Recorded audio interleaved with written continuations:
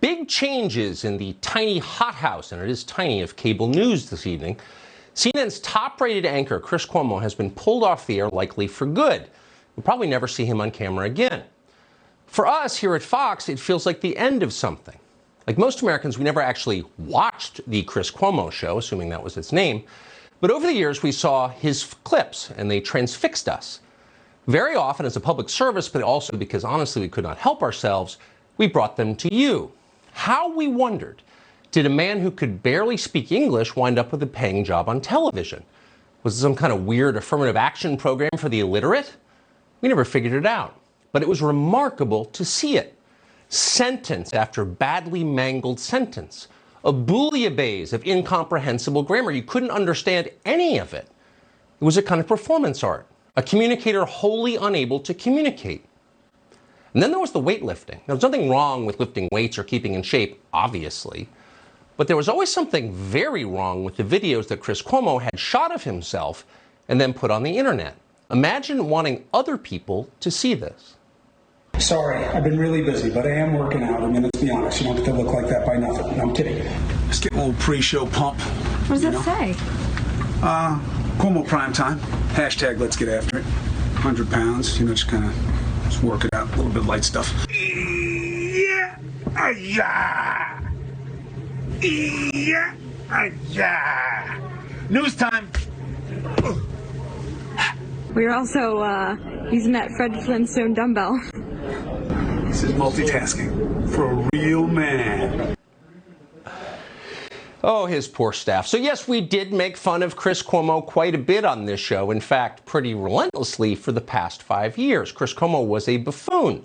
He was also, in the way that buffoons tend to be, incredibly self-righteous and false. Here he is, for example, pretending to emerge from self-imposed quarantine in his basement after recovering from COVID.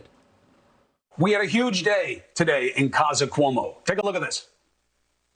All right, here it is. The official re-entry from the basement, cleared by CDC, a little sweaty, just worked out, happens.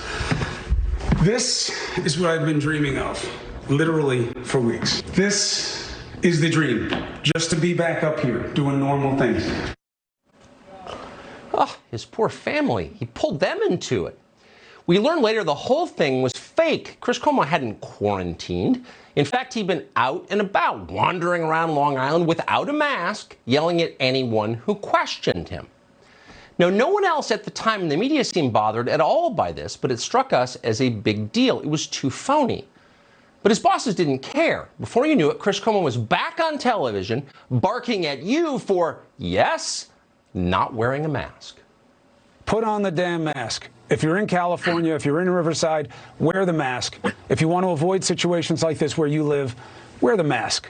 If we care about doing the right things, I wear a mask for you as much as I wear it for me. I had the disease. You need to wear a damn mask. Right. And you have to take care of other people in your community, and it's got to be about us, because the help's not going to come from above. Said the guy who screamed at someone else for pointing out that he was not wearing a mask.